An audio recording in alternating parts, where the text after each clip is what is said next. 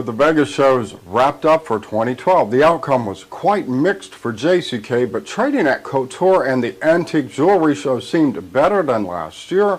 Be sure to check diamonds.net for full coverage and special videos of watch and diamond jewelry vendors discussing new trends in retail demand. During the JCK show, I met with Varda Shine, the CEO of Diamond Trading Company, to discuss prospects for trading in the second half, how the rupee is impacting the Indian market, where rough prices are headed, and what the DTC's move to Botswana represents in terms of economic change across southern Africa. The feedback we heard so far is that from a footprint perspective, there is less footprint than there was last year. But the people that did come this year actually are here to do business. So the retailers are definitely expecting the second half to be better. They've all encouraged by the results they had in May. And they are here to do business, which is good news. I think the other feedback we've been hearing is that there are less Indians than last year coming onto the show. And I think when you look at the American market and the American economy, we actually are seeing very good signs. We've seen consumer confidence improving. We've seen the economy stabilizing and starting to actually improve. We're actually seeing or know that this year is an election year, which is also going to have a positive impact on demand this year. But I think the American economy is very solid, and it is, after all, 38% of the world market for diamond jewelry. So people are quite encouraged by that, and I think they're definitely seeing that the outcome is better than their expectations. I think possibly one of the reasons we don't see as many Indians in the show this year is that with the rupee exchange rate, with the rupee weakening by 20 to 25% in the last 12 months, that is having a real impact on consumer demand. So when we actually look at the Indian consumer walking into a jewelry shop, taking into account what happened with rough prices over the last 12 months and the currency, for the Indian consumer, the same necklace as of last year would cost him today between 50 to 75% more. And that is a big, big price change. So the Indian consumers are buying less, which therefore means that the Indian retailers have less confidence this year about sales. And therefore, the industry is kind of in a wait and see because they're not selling as much in the local market. I think, however, it's important to note that in India, it's really the wedding season that drives sales of diamond jewelry, and the wedding season is later in the year. It's starting in September and obviously through Diwali and to the end of the year.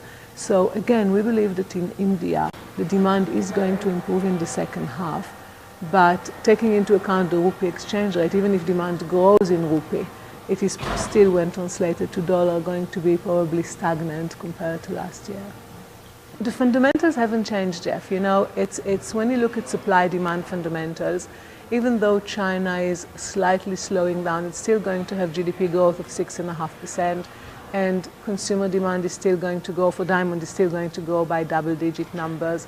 India is still going to be a big consumer market. As we spoke earlier, the American economy and the American consumption seems to be very robust. So when you look at that, the supply-demand gap is still very much where it was. So absent any traumas, we believe the diamond prices are going to continue to be stable and then grow. We don't think it's going to grow like it did in the last 2 years, because I think what we've seen over the last 2 years is really jumping a step. It is, I think what happened in diamonds in the last 2 years is what happened in commodities 6-7 years ago when the Chinese became a big impact.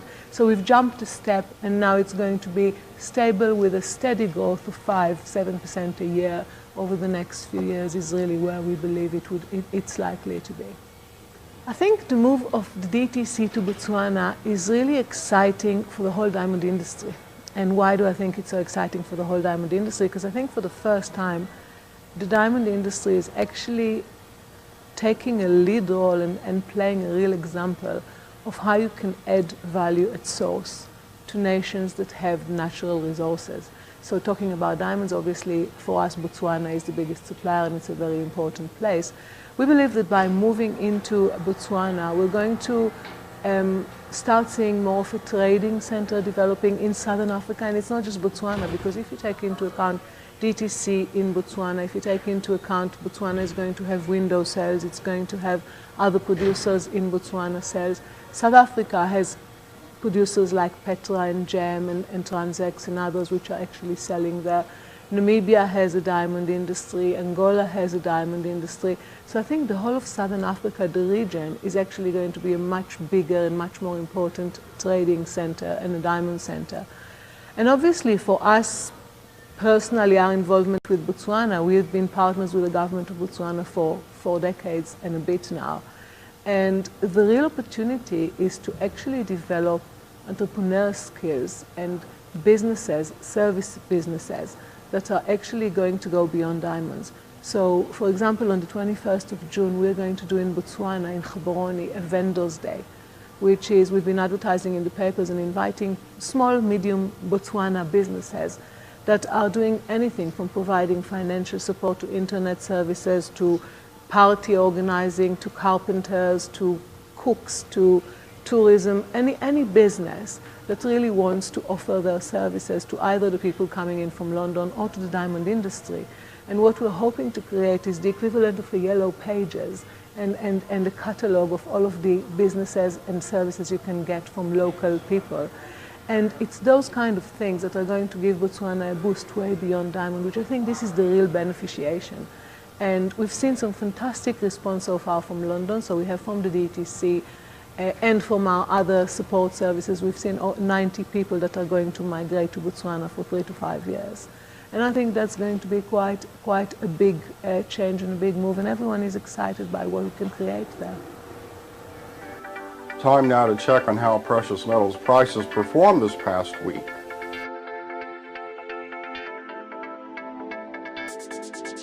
For all the latest industry news, be sure to check diamonds.net and follow us on Twitter and Facebook.